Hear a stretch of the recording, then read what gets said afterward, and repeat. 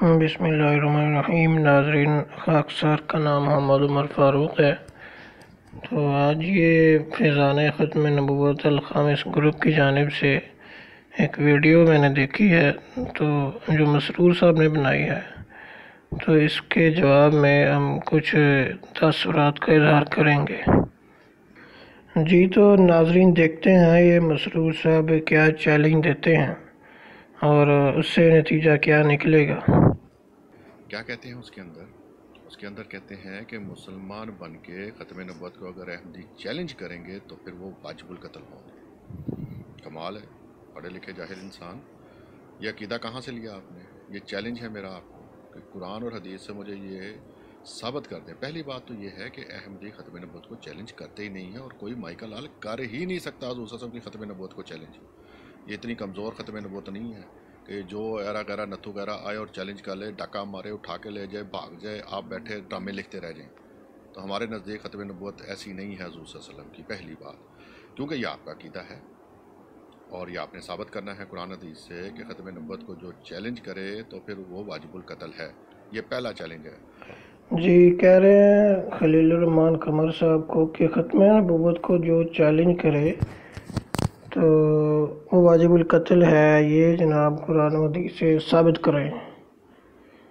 تو دیکھتے ہیں کہ یہ چیلنج کیا کسی اور نے بھی کیا ہے، کسی اور نے بھی دعویٰ کیا ہے یہ نہیں کیا۔ تو ناظرین یہ ہمارے سامنے ملفوظات تھے، جلد پنجم ہے، 5 جلدوں والا ایڈیشن، اس کا صفحہ نمبر 610 ہے۔ اس میں دیکھیں دعویٰ نبوت کی حقیقت، اس عنوان کے تحت مرزا صاحب نے کیا فرمایا ہے کہ ورنہ اس تشریعی نبوت کا تو ہم نے بارہا بیان کیا ہے کہ ہم نے ہرگز دعویٰ نہیں کیا۔ قرآن سے برگشتہ اور رسول کریم صلی اللہ علیہ وسلم سے برگشتہ ہو کر نبوت کا دعویٰ کرنے والے کو تو ہم واجب القتل اور لعنتی کہتے ہیں۔ پھر سنیں، قرآن سے برگشتہ اور رسول کریم صلی اللہ علیہ وسلم سے برگشتہ ہو کر نبوت کا دعویٰ کرنے والے کو تو ہم واجب القتل اور لعنتی کہتے ہیں۔ ٹھیک ہے، آگے پھر لکھا واجب القتل جانتے ہیں۔ تو اب جو دعویٰ نبوت کرے گا وہ تو قرآن کو ہاتھوں میں اٹھا کر پیٹھ پیچھے پھینک ہی دے گا نا، تبھی تو وہ دعویٰ نبوت کرے گا۔ اب کیونکہ قرآن تو واضح بتا رہا ہے کہ عیسیٰ علیہ السلام کے بعد ایک رسول ہے، وبشیرا برسول یأتی من بعدی اسمہ احمد، رسول ایک رسول، خاتم النبیین فرمایا آپ کو کہ آپ انبیاء کے خاتم ہیں، آخری ہیں، آخر النبیین، لسان العرب میں آخر معنی کیا گیا ہے، اور لغات بھی دیکھی جا سکتی ہیں۔ بہرحال تو اب جو کوئی بھی دعویٰ کرے گا تو وہ قرآن سے برگشتہ ہو کر ہی کرے گا۔ تو اصل بات جو چل رہی ہے کہ یہ واجب القتل اور لعنتی کہتے ہیں، یہ مرزا صاحب نے کہاں سے لیا ہے؟ مسرور صاحب کے اصل موضوع تو یہ ہے نا، یہ واجب القتل والا چکر کیا ہے، یہ مرزا صاحب نے کہاں سے لیا ہے؟ وہ مسلمہ کذاب کو تو نہیں بیچ میں لانا، کیونکہ اس کو قتل جو کیا گیا ہے وہ تو جماعت مانتی نہیں ہے آپ کی کہ جی اس کو دعویٰ نبوت سے قتل کیا ہے، اس کو تو آپ لوگ یہ نہیں مانتے نا، وہ تو کہتے ہیں فسادی تھا، یہ کیا وہ کیا اس لیے قتل کیا گیا۔ تو آپ کہہ رہے ہیں یہ جاہل ہیں، پڑھے لکھے جاہل ہیں خلیل الرحمان قمر صاحب کو جو آپ چیلنج دے رہے ہیں، کیونکہ ان کے پاس آپ کا گمان یہ ہے کہ کوئی دلیل نہیں ہے کہ واجب القتل کیسے ہوگا ختم نبوت سے غداری کرنے والا۔ تو یہ جو نبوت کا دعویٰ کرنے والا ہے، یہ ختم نبوت کی بات چل رہی ہے نا اس سلسلے میں، گویا کہ یہ غدار ہے جو رسول کریم صلی اللہ علیہ وسلم سے قرآن سے برگشتہ ہو کر نبوت کا دعویٰ کرے گا۔ تو مرزا صاحب واجب القتل اور لعنتی کہہ رہے ہیں، تو واجب القتل بھی کہہ دیا، یعنی کیا اس کو قتل کرنا واجب ہے، ضروری ہے، حکومت کے لیے ضروری ہے قتل کرے۔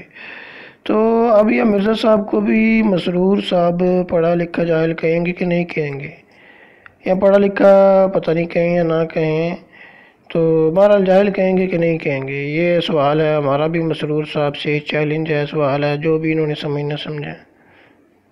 تو باقی مسلمہ کذاب کو نہ آگے پیش کریں، وہ پہلے ہی کہہ دیا، کیونکہ وہ تو آپ مانتے ہی نہیں ہے کہ اس کو جو قتل کیا گیا تھا وہ دعوے نبوت کی وجہ سے کیا گیا تھا۔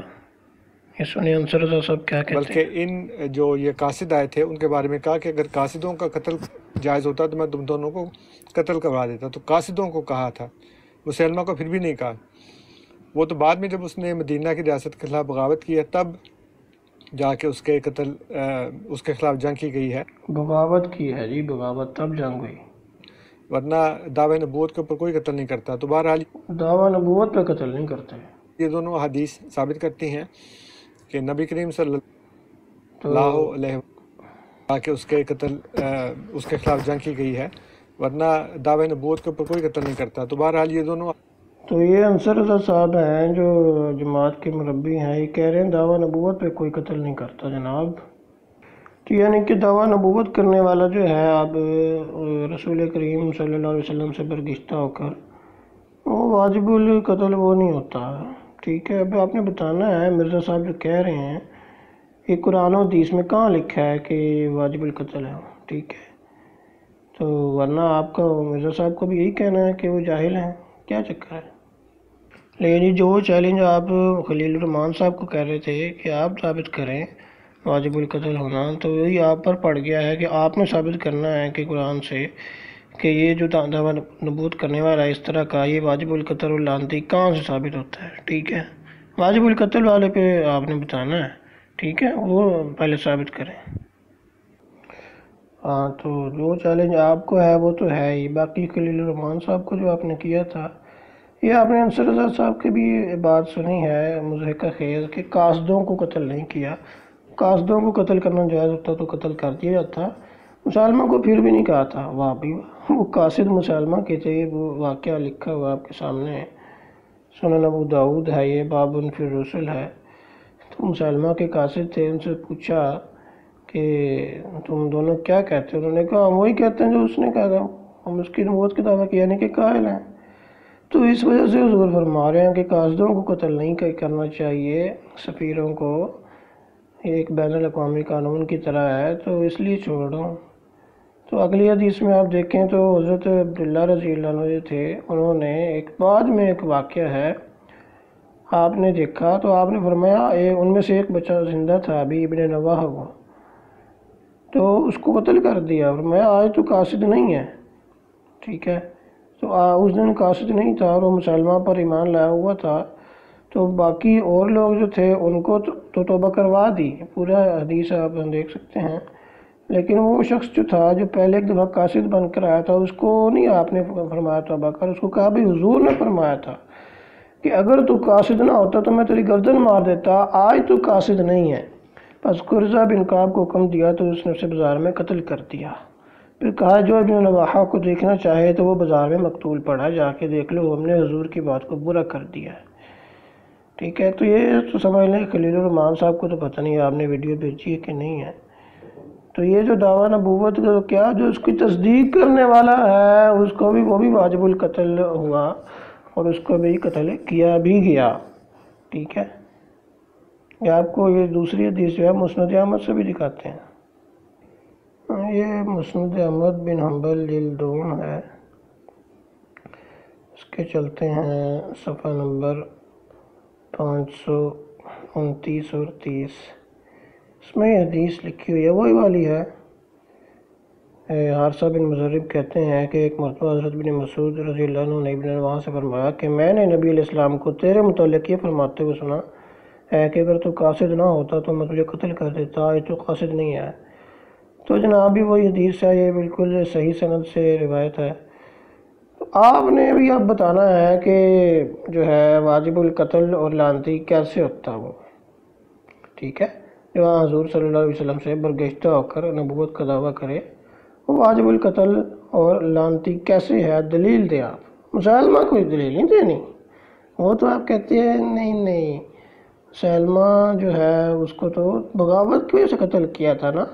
یہ جو واقعہ ہم نے پیش کیے ہیں یہ تو خلیل الرحمان صاحب کی طرف سے جواب ہے، آپ کا تو نہیں ہو سکتا۔